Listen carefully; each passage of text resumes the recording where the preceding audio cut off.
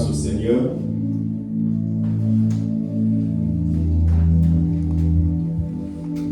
Pour ce qu'il fait.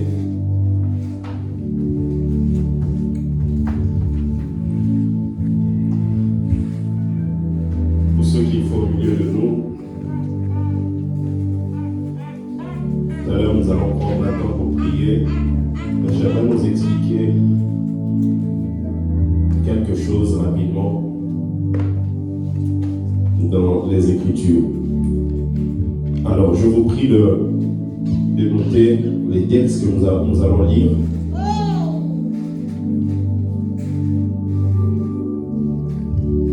Premièrement, nous allons lire dans Zacharie, chapitre 1er, le premier verset. Et ensuite, on lira dans le livre de Jean, chapitre 3, du 1er jusqu'au 11e verset.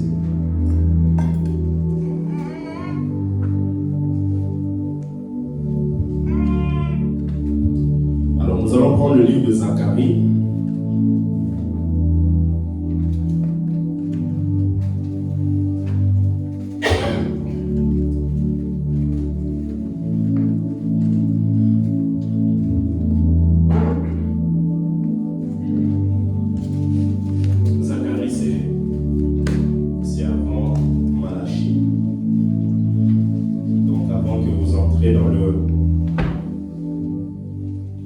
Dans le Nouveau Testament,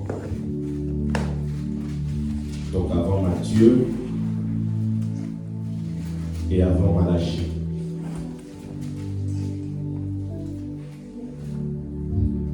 Zacharie, chapitre 1er, le premier verset.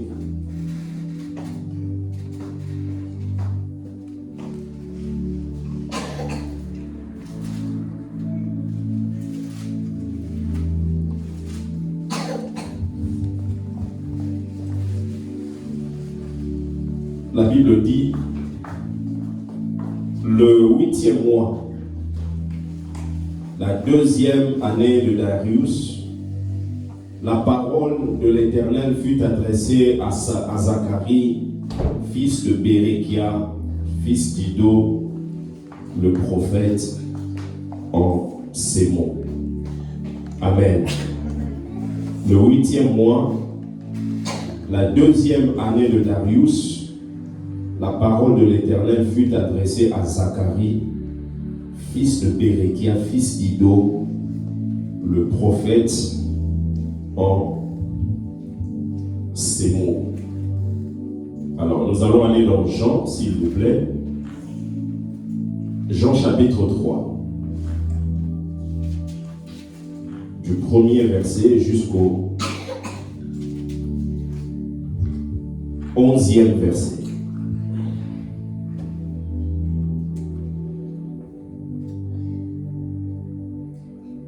Mais il eut un homme d'entre les pharisiens, nommé Nicodème, un chef des Juifs, qui vint, lui, auprès de Jésus de nuit, et lui dit, Rabbi, nous savons que tu es un docteur venu de Dieu, car personne ne peut faire ces miracles que tu fais si Dieu n'est avec lui. Jésus lui répondit, en vérité, je te le dis, si un homme ne naît de nouveau, il ne peut voir le royaume de Dieu. Si vous pouvez, s'il vous plaît, c'est votre Bible soulignée, ne peut voir. Vous verrez que le verbe va changer plus tard.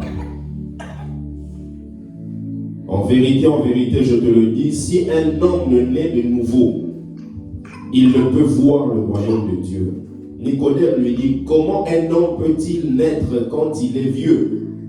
Peut-il entrer dans le sein de sa mère et naître? Jésus répondit, en vérité, je te le dis, si un homme ne naît d'eau et d'esprit, avant il a dit il ne peut voir, là il dit il ne peut entrer Si vous pouvez souligner aussi, s'il vous plaît, il ne peut entrer dans le royaume de Dieu. Ce qui est né de la chair est chair, et ce qui est né de l'esprit est esprit. Ne t'étonne pas que je te dis, il faut que vous naissiez de nouveau. Le vent souffle où il veut, et tu en entends le bruit. Mais tu ne sais d'où il vient, ni où il va. Il en est ainsi de tout homme qui est né de l'esprit. Nicodème lui dit, comment cela peut-il se faire? Jésus lui répondit, tu es le docteur d'Israël, et tu ne sais pas ces choses. Le verset 11. En vérité, je te le dis, nous disons ce que nous savons, et nous rendons témoignage de ce que nous avons vu, et vous ne recevez pas notre témoignage. Amen. Amen. Voilà, nous rendons grâce à Dieu. Je vais entretenir avec nous sur ce thème qui est voir et entrer. Voir et entrer. Voir et entrer. Nous sommes toujours dans la perspective de ce qu'on a commencé sur notre grand thème qui est tout ce qui est né des dieux triomphe du monde. Alors, j'aimerais que vous puissiez noter le livre de Zacharie. C'est écrit par lui, Zacharie, en 520 avant Jésus-Christ. Le livre de Zacharie est écrit par Zacharie en 520 avant Jésus-Christ. Vous allez voir que celui qui écrit ce livre, c'est Zacharie, et le livre en question s'appelle aussi le livre de Zacharie. Et c'est ce qu'on appelle un livre éponyme.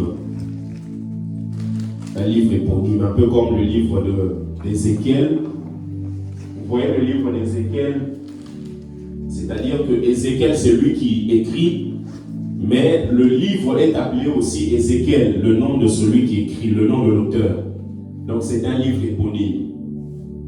Et Zacharie en hébreu signifie l'Éternel se souvient. Ou l'Éternel s'est souvenu. Bien aimé, je prie Dieu que Dieu se souvienne de toi. Dieu s'est souvenu, l'Éternel se souvient.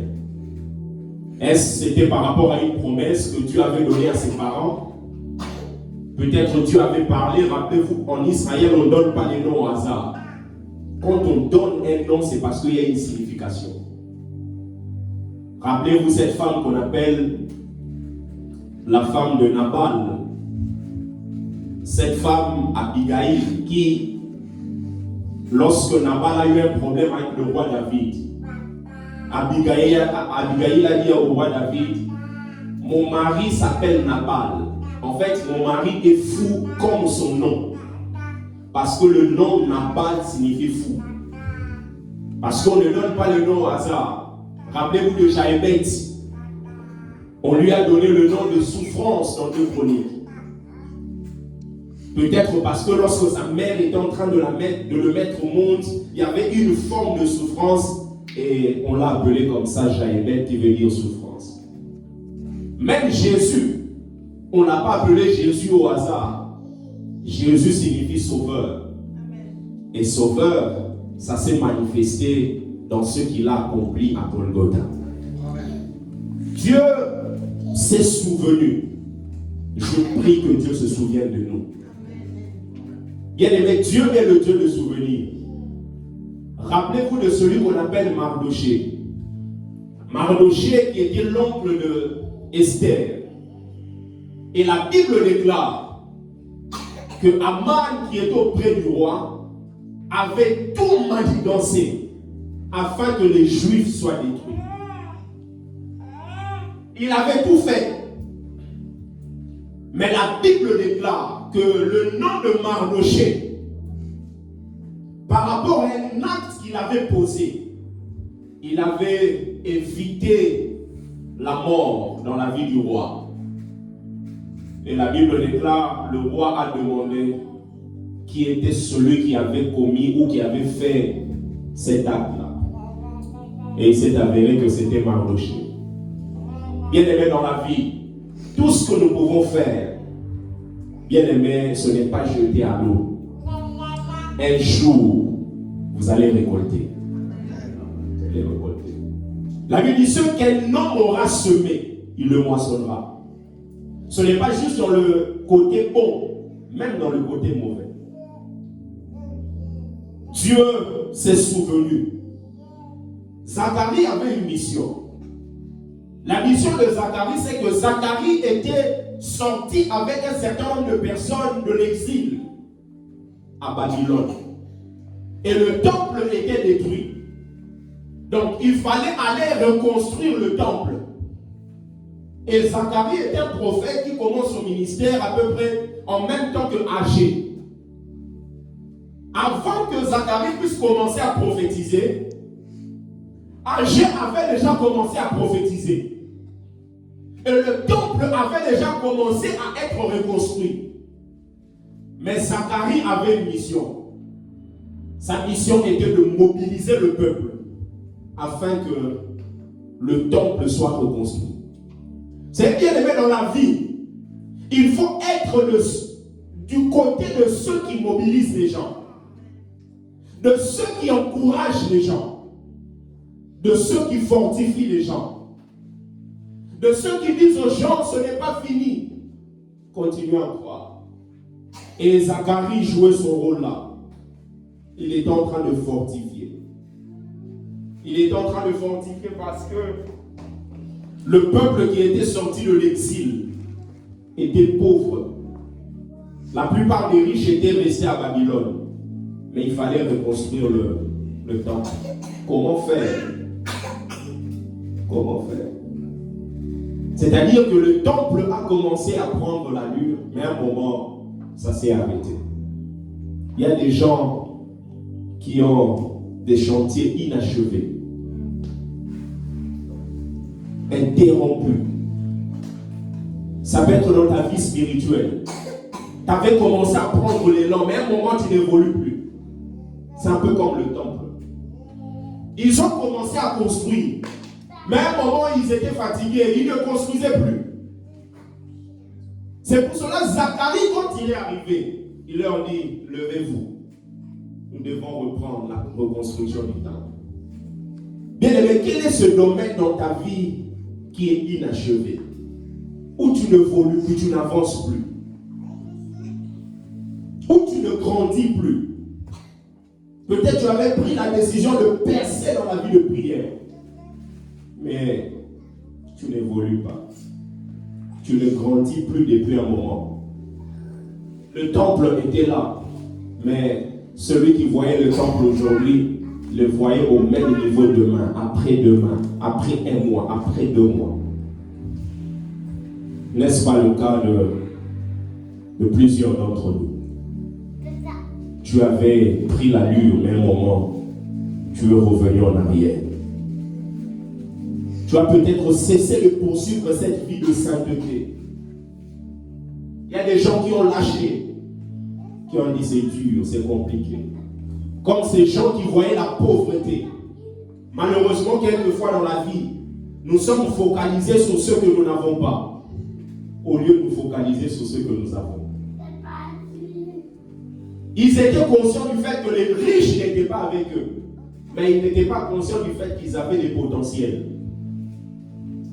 Le problème, c'est que c'est avec ce que vous avez que vous pourrez avoir ce que vous n'avez pas. Ce n'est pas avec ce que vous n'avez pas que vous aurez ce que vous n'avez pas. C'est avec ce que vous avez que vous aurez ce que vous n'avez pas. Rappelez-vous de cette femme qui avait juste un peu d'huile à la maison. Le prophète n'est pas allé chercher autre chose. N'a utilisé que l'huile que la femme avait. Et la Bible déclare que tous les vases qui ont été amenés étaient remplis. C'est-à-dire qu'elle avait un peu d'huile, mais elle n'avait pas beaucoup de vases d'huile. Mais au travers de ce qu'elle avait, elle elle a eu ce qu'elle n'avait pas. Ne minimise pas le peu que tu as. Ta vie de prière qui doit évoluer dépend de ce que tu as déjà maintenant. Dépend de ce que tu vis déjà maintenant. La vie spirituelle, c'est un peu comme une construction. Vous ne pouvez pas mettre le linteau aussi longtemps que vous n'avez pas pris le temps de mettre la fondation. Ça évolue comme ça, d'une manière crescendo. Mais le problème, c'est que plusieurs d'entre nous, nous n'avons pas de fondation, mais nous voulons directement avoir la toiture. Alors qu'il faut mettre pierre après pierre, pierre après pierre. Et lorsque vous construisez, vous allez vous rendre compte que la pierre, lorsque vous mettez les briques, ceux qui construisent, vous allez voir que le brique que vous mettez sera à l'intérieur de ce qui a été déjà mis. C'est-à-dire que ce que vous allez recevoir sera en relation avec ce que vous avez déjà maintenant. C'est ça le secret de la vie spirituelle. Le temple était inachevé. Jésus disait, je me sanctifie moi-même pour eux. Jean 17, le verset 10. Il dit, je me sanctifie moi-même pour eux. Est-ce que Jésus avait besoin de sanctification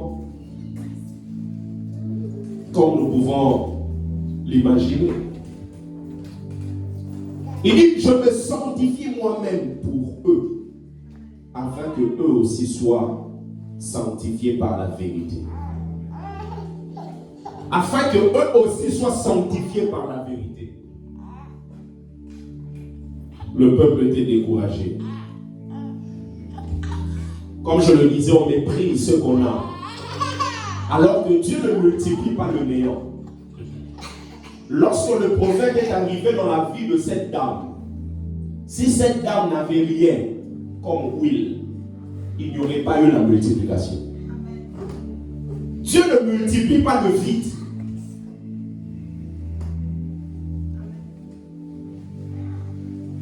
Dieu n'aime pas le vide. Dieu multiplie ce que vous avez. Il dit, Abraham, je te bénirai, mais je multiplierai ta postérité. Il faut qu'il y ait une prospérité afin que la multiplication prenne place. Et Zacharie était là. Il mobilisait le peuple. Nous devons reconstruire le temple. Nous devons reconstruire le temple. Et Zacharie est en train de parler du présent. Va t'asseoir, va t'asseoir.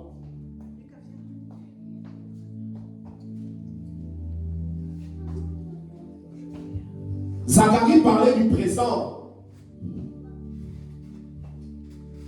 c'est-à-dire la reconstruction du temple, mais il prophétisait aussi sur le futur. Quand vous lisez le livre de Zacharie, vous allez voir, il mobilise le peuple.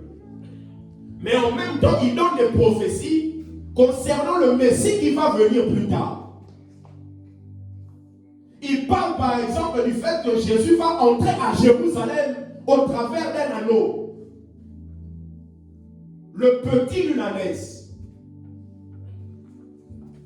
Il parle par exemple du fait que Jésus sera vendu avec 30 pièces d'argent. Le livre de Zacharie est écrit en 520 avant Jésus-Christ. Vous voyez combien est-ce que, quand vous lisez la Bible, ça ne peut que vous éblouir. Parce que 520 ans avant, un homme avec le Saint-Esprit arrive à prophétiser sur ce qui va arriver. Et avec détail. Je vais vous donner quelques caractéristiques. Vous pouvez noter avec moi Zacharie 9, le verset 9. Frère Jason, si tu peux lire ça rapidement, s'il te plaît. Zacharie 9, le verset 9.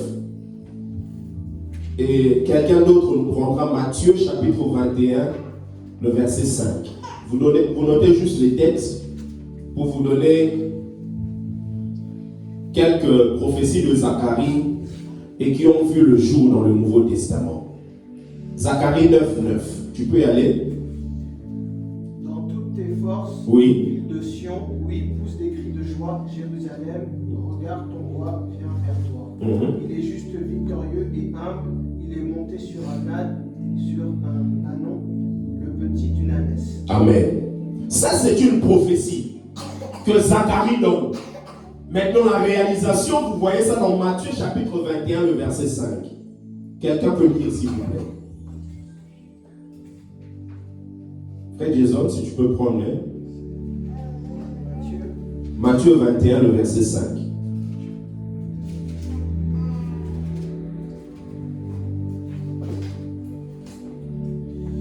Dites à la ville de Sion, regarde ton roi vient vers toi, il est plein de douceur, il est monté sur une ânesse et sur un anon, le petit d'une bête qui porte des charges. Amen. Donc, la prophétie de Zacharie voit son accomplissement ici dans Matthieu chapitre 21, le verset 5. C'est-à-dire que l'entrée du Messie à Jérusalem sur un anneau.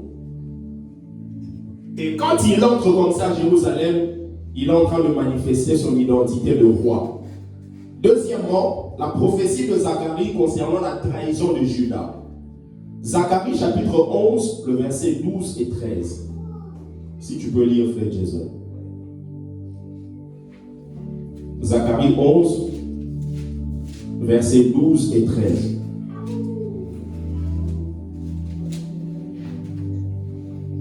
Zacharie 11, verset 12 et 13. Alors je leur ai dit, cela vous semble bon, donnez-moi mon salaire, sinon peu importe. Ils ont compté mon salaire 30 pièces d'argent. Le Seigneur m'a dit, ce que je vaux pour eux, porte cette somme magnifique chez le fondeur. J'ai pris les 30 pièces d'argent et je les ai portées chez le fondeur dans le temple du Seigneur. Amen. Donc là, vous avez la prophétie de Zacharie concernant les 30 pièces d'argent de la trahison de Judas. Maintenant, la réalisation, c'est dans Matthieu chapitre 26, le verset 14 au verset 16. Si tu peux lire rapidement, s'il te plaît. Matthieu chapitre 26. 14 à 16. 14 à 16. Alors l'un des 12 apôtres, appelé Judas Iscariote, va voir les chefs des prêtres et leur dit, qu'est-ce que vous voulez me donner si je vous livre Jésus? Les chefs des prêtres lui donnent 30 pièces d'argent. À partir de ce moment, Judas cherche une bonne occasion pour leur livrer Jésus. Amen. Donc, la prophétie de Zacharie prend vie dans Matthieu chapitre 26 qu'on a lu. 520 ans avant, il prophétise, mais dans le Nouveau Testament, on voit sa réalisation. Même le fait que Jésus sera arrêté et que ses disciples seront dispersés, on voit ça dans Zacharie chapitre 13, le verset 7. Si tu peux lire. Zacharie 13, le verset 7.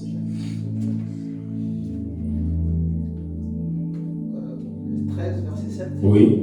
Voici ce que le Seigneur de l'univers déclare. Épée, réveille-toi contre mon berger, contre mon ami courageux. Tue le berger, alors les moutons partiront de tous côtés et j'attaquerai les petits du troupeau. Amen. Donc on frappera le berger et les troupeaux seront dispersés. La réalisation, c'est dans Matthieu chapitre 26, le verset 31.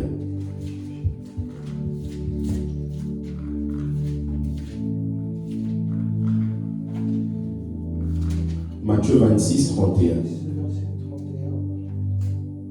Alors Jésus dit à ses disciples, cette nuit vous allez tous m'abandonner. En effet, dans les livres saints, on lit, je vais tuer le berger et les moutons du troupeau partiront de tous les côtés. Amen. Donc, non seulement il y a ça, pour terminer et entrer en profondeur de mon message, il y a aussi le retour en gloire de Jésus avec ses saints. Zacharie a prophétisé ça. Vous pouvez lire ça dans Zacharie chapitre 14, le verset 4. Zacharie 14, verset 4. Oui. Ce jour-là, il se tiendra sur le mont des Oliviers, vers Voilà. Jérusalem. Oui. À l'est de la ville, le mont des Oliviers se fendra au milieu et une grande vallée se formera d'est en ouest. Une moitié du mont ira vers le nord l'autre moitié vers le sud. Voilà, ça c'est la prophétie de Zacharie. Maintenant, la réalisation pour montrer que cela est effectif et ça va se manifester lorsqu'il reviendra en gloire. C'est dans Actes chapitre 1er, le verset 12. Si tu peux lire. Actes chapitre 1er, le verset 12. Alors les apôtres quittent la colline appelée Mont des Oliviers et ils retournent à Jérusalem. Ce n'est pas très loin, à 1 km environ. Amen. Alors ils retournèrent à Jérusalem de la montagne appelée des Oliviers, qui est près de Jérusalem, à la distance d'un chemin de sabbat. Et vous pouvez lire plusieurs textes comme ça. Quand vous lisez Jude chapitre 1er, le verset 14, la Bible dit c'est aussi pour eux Enoch, le 7e depuis Adam, a prophétisé en ces termes. Voici le Seigneur est venu avec ses saints. Et quand vous lisez Zacharie 14, verset 5, la Bible dit vous fuirez alors dans la vallée de mes montagnes, car la vallée des montagnes s'étendra jusqu'à Zel. Vous fuirez comme vous avez fui devant le tremblement de terre au temps d'Osias, roi de Juda. L'Éternel, mon Dieu, viendra et tous ses saints avec lui.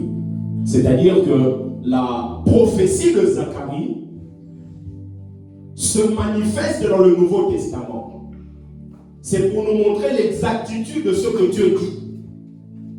Bien aimé, quand Dieu te parle, ce n'est pas parce qu'il cherche des éléments.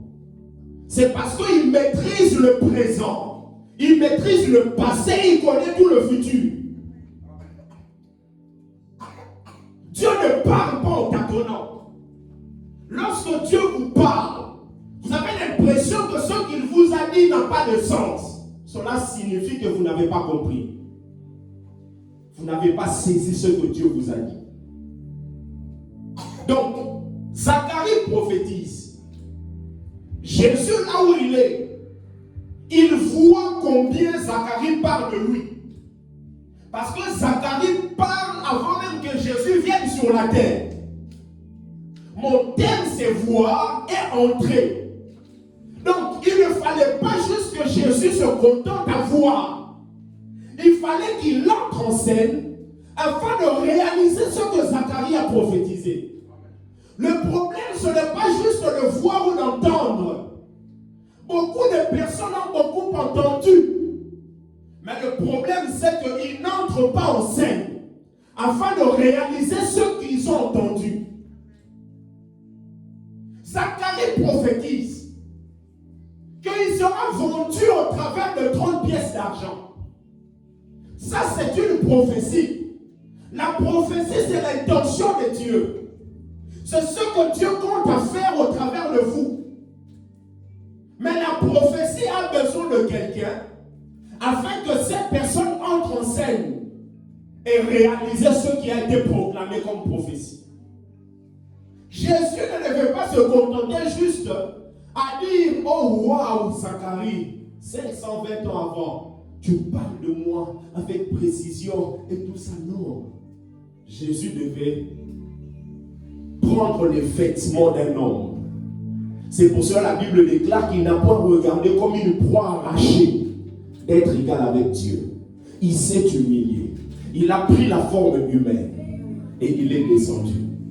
C'est pour cela qu'on dit qu'il était 100% Dieu, 100% homme. Pourquoi? Parce qu'il a revêtu.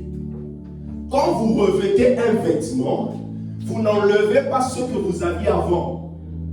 C'est-à-dire vous prenez quelque chose en plus. Jésus était Dieu, a pris la forme humaine. C'est dans sa dimension humaine qu'il fallait qu'il nous rachète. Pourquoi? Parce que celui qui avait péché dans le jardin, c'était un homme. Ça ne pouvait pas être un ange. Parce qu'il faut quelqu'un qui ressemble à celui qui a commis le premier péché sur la terre.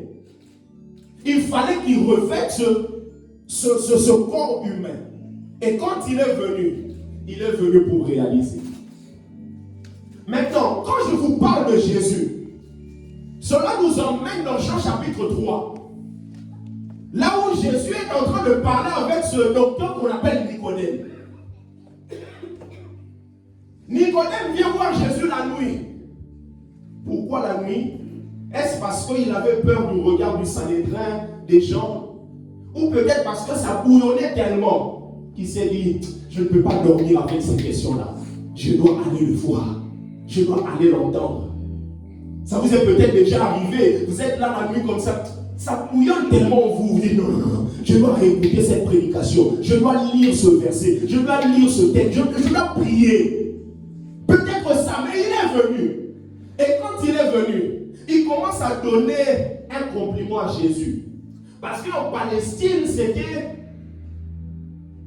c'était leur manière de faire. De donner un compliment avant de commencer la conversation. C'est la raison pour laquelle quand il vient, il commence par lui dire, tu es docteur. Tu es venu de Dieu. Tes miracles que tu fais là, personne ne peut le faire si Dieu n'est pas avec lui. Il parle de Jésus, il l'appelle docteur. Alors que Jésus n'a jamais eu un doctorat. Il dit, tu es docteur. Comment vous appelez quelqu'un docteur alors qu'il n'a pas de doctorat? Donc vous comprenez que pour être docteur, par rapport à ce que les hommes vous ont donné, mais vous pouvez revêtir les caractéristiques du docteur, parce que la puissance du Saint-Esprit vous accompagne.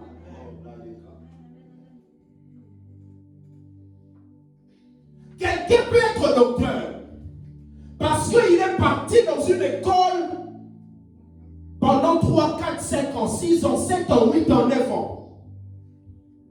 Commencez à vous expliquer des choses.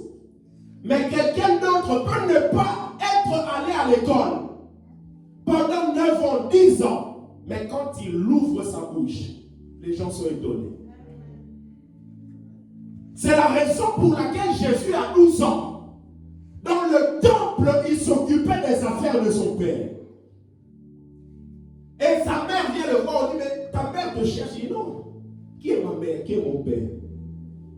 Il dit, ma mère, mon père, ce sont ceux qui font la volonté de mon père. Moi, je dois m'occuper des affaires de mon père.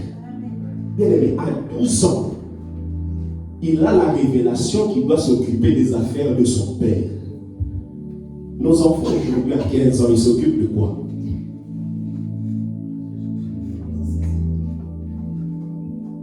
À 17 ans, ils s'occupent de quoi? Et quelquefois, nous sommes fiers. Lui là, les jours de prière là, oh, laissez le temps. Laissez le temps, laissez le temps. Il n'a que 15 ans. À 12 ans, il s'occupait des affaires de son père. À 17 ans, David avait la révélation que c'est au travers de lui que Goliath doit tomber. Aujourd'hui, les jeunes de 17 ans sont comment? Vous imaginez, les rois Saül a peur. Les vaillants guerriers ont peur. Mais David, 17 ans, il comprend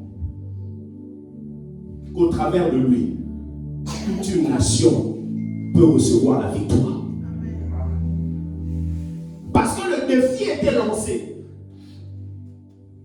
Choisissez un homme de votre côté et nous aussi nous allons choisir un homme. Parce que le combat, c'est le combat de la représentation. Bien aimé, en tant que chrétien, toi tu n'as pas à te battre avec Satan. Parce que c'est le combat de la représentation. Le peuple d'Israël n'avait pas besoin d'aller tous ensemble se battre. Il fallait choisir un homme. Cet homme représentait toute la nation. C'est la raison pour laquelle Goliath a dit, si j'arrive à le battre, vous serez assujettis à nous, les Philistins. Et si c'est vous, nous serons assujettis à vous. Jésus, quand il est venu, il n'avait pas besoin d'une armée. Parce qu'il s'est présenté comme le représentant de son royaume. Et vous et moi, nous faisons partie de cette armée. Et comme Jésus a vaincu Satan, automatiquement tout celui qui est dans son armée peut revendiquer cette victoire. C'est pour cela dans ta famille, dans ta maison, tu n'as pas besoin de dire, je te commence à faire. Je te dis non, présente à Satan la victoire que Jésus a reçue à Golgotha. Et Jésus, quand il entend que son fils comprend cela, Satan a peur. Parce que Satan connaît ce qui s'est passé là-bas. Il s'est dit, non, lui là, il est écrit qu'il m'a dépouillé. Il a dépouillé les autorités, les principautés. Il les a livrées publiquement en spectacle en triomphant d'elles par la croix. Et Satan connaît la voix de celui qui l'a vaincu. Lorsque vous allez avec votre voix, on ne vous entendra pas. On ne vous écoutera pas. On écoutera la voix de celui qui a vaincu. Il dit, docteur, Jésus dit non, je ne veux pas rentrer dans ce qu'il fait, c'est-à-dire commencer à donner des compliments. Vous savez, un homme de foi peut aller à l'encontre des règles établies dans la société. Oh. Un homme de foi, sa manière de procéder peut choquer ceux qui sont tout autour de lui. Parce que là, c'était une règle établie au niveau de la société, que lorsque vous commencez, tu donnes un compliment. Je dis, non, celui-là, je n'ai pas besoin de lui donner plusieurs compliments. Parce qu'il n'a pas besoin d'une connaissance supplémentaire. Non. Il y a des gens qui n'ont pas besoin d'avoir une connaissance supplémentaire. Ils ont besoin d'être nés de nouveau. Jésus, c'est lui le docteur. Il connaît beaucoup de choses. Je ne vais pas lui donner un certain nombre de connaissances. Parce que la Bible dit la connaissance enfle. Mais l'amour édifie. Jésus dit, ok, je veux viser là où il faut. C'est ce qui se présente à nous comme défi. Quelquefois, on vise, mais pas là où on doit viser. Jésus dit, je ne vais pas faire de compliments. Il dit, si tu ne nais de nouveau, tu ne peux pas voir le royaume.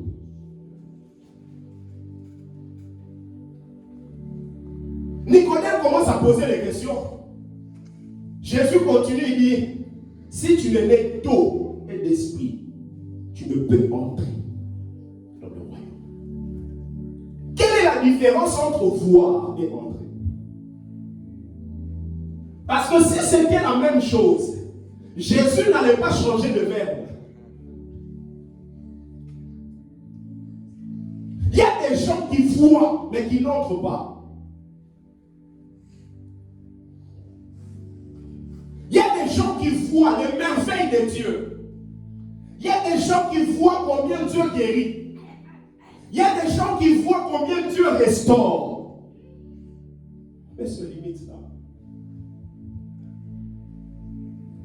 Quelqu'un qui entre dans un vol, il quitte Paris pour aller à Toulouse. Cet homme va voir les merveilles de l'avion. Il va voir combien c'est un appareil fantastique qui défie même les lois de la gravité. Parce que les lois de la gravité disent ceux qui montent doivent toujours finir par descendre. Mais l'avion peut rester des heures et des heures en train de voler. Quand vous quittez ici, vous allez à Kinshasa, c'est peut-être 8 heures, 7 heures du temps. Alors que la loi de la gravité dit, quand ça monte, tout de suite ça va descendre. Donc en voyant ça, vous pouvez vous dire, waouh, c'est beau, c'est excellent. Mais il y a une différence entre celui qui voit et celui qui entre. Là où il y a le pilote et commencer à manier l'avion. Ce que Dieu attend de nous, ce n'est pas juste de voir les merveilles qui peuvent découler de sa présence. C'est-à-dire avoir une problème au niveau du corps, vivre la guérison de Dieu. Mais Dieu veut que toi tu entres afin d'opérer et que ces choses que toi tu vis ou tu vois, tu puisses le manifester. C'est pour cela qu'il a appelé les disciples. Il leur donnait le pouvoir. En grec, on dit l'exousia. Parce que le pouvoir se délègue. Ce que Dieu attend de nous en tant que des hommes qui ont le pouvoir délégué, ce n'est pas juste de voir, mais c'est d'entrer. Entrer dans ta saison. Entrer afin d'expérimenter combien le Seigneur est bon. Combien le Seigneur est bon. Si un homme ne naît de nouveau, il ne peut voir. Il ne peut voir. Pour terminer, ça veut dire quoi voir? Voir en hébreu, ou en grec plutôt, c'est eido, E-I-D-O. Ça signifie discerner, percevoir. L'idée qui est là, c'est l'idée d'être conscient. Le fait de remarquer, découvrir ou faire une rencontre. Parce que être né de nouveau vous permet de voir, de percevoir le royaume de Dieu, de faire une rencontre avec le règne de Dieu. Être né de nouveau vous permet de voir. Êtes-vous conscient du royaume de Dieu? Est-ce que vous arrivez à discerner le pouvoir royal de Jésus? Être conscient de sa dimension. Être conscient de sa dimension après la résurrection. Jean était en train de dormir sur la poitrine de Jésus avant la résurrection, et après la résurrection, quand vous lisez Apocalypse chapitre 1er, le verset 17, Jean dit, quand je le vis, je tombais à ses pieds comme mort. Il dormait sur sa poitrine. Ça, c'est avant la résurrection. Mais après la résurrection, dans l'île de Patmos, il commence à avoir des visions. Il voit Jésus dans sa gloire. Il est tombé.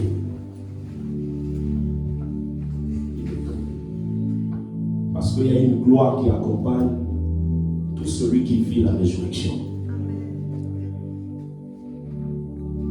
Voir, c'est bien, mais entrer, c'est mieux.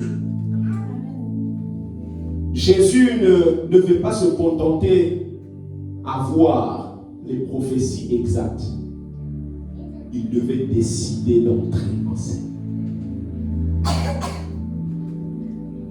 Bien aimé, ne te contente pas de dire juste que Dieu est bon.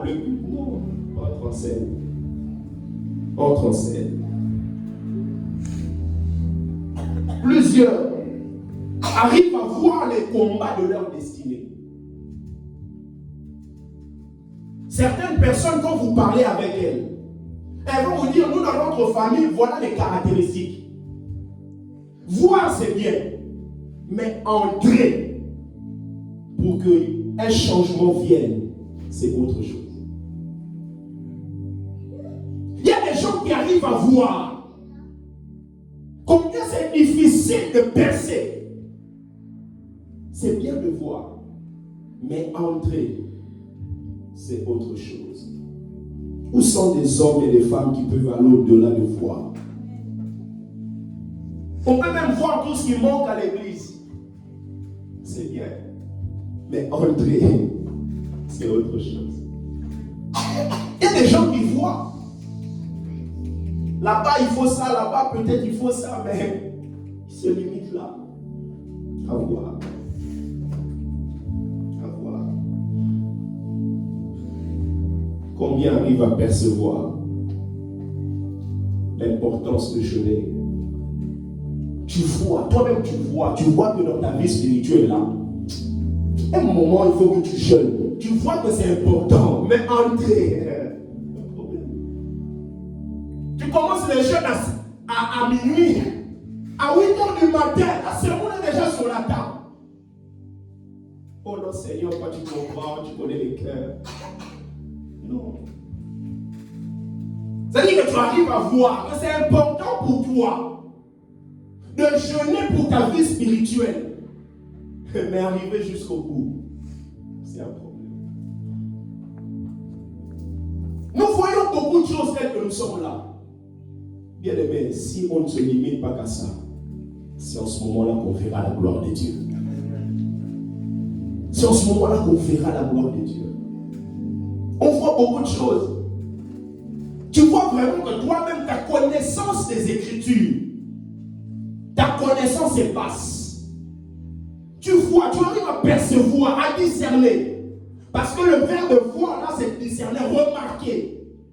Tu remarques toi-même que non, ma vie là, non. Je dois être beaucoup plus loin. Voir, c'est bien, mais entrer, c'est autre chose. Vous savez, un jour, il y a quelques années, par rapport à ce verbe de voir, j'avais vu que j'étais zélé, mais je ne maîtrisais pas les Écritures très bien. Bien aimé, je me suis dit non, je ne peux pas me limiter à voir. Ma Bible, ça dit que je pouvais venir chez vous. Je viens chez vous, on se salue, pouf, un moment, la limouée. Je suis toujours dans votre maison, mais vous ne voyez plus. Il est où? Il est dans la chambre des enfants. Ma Bible, je peux finir tout le Nouveau Testament en 3-4 heures. Parce que je ne voulais pas me limiter qu'à voir les lacunes que j'avais. Je prêchais déjà, mais je voyais des gens qui maniaient les Écritures, qui pouvaient aller dans Genèse, arriver dans Zacharie et finir par Matthieu. Je me disais, mais moi je ne connais pas Zacharie. Qui est Zacharie? Il a fait quoi? Qu'est-ce qu'il a prophétisé? Qu'est-ce qu'il a annoncé? Je me suis dit, moi, à partir de maintenant, c'est fini. Je ne veux plus me contenter à voir. Je vais entrer. Parce qu'entrer demande une décision ferme. De dire, Seigneur, trop c'est trop, ça suffit. Je vais aller au-delà. Au-delà. Y a-t-il quelqu'un qui peut crier avec moi aujourd'hui? Ça suffit. Je vais aller au-delà. Je vais aller au-delà. Je vais aller au-delà. J'aimerais que nous puissions prier. Inclinez nos têtes.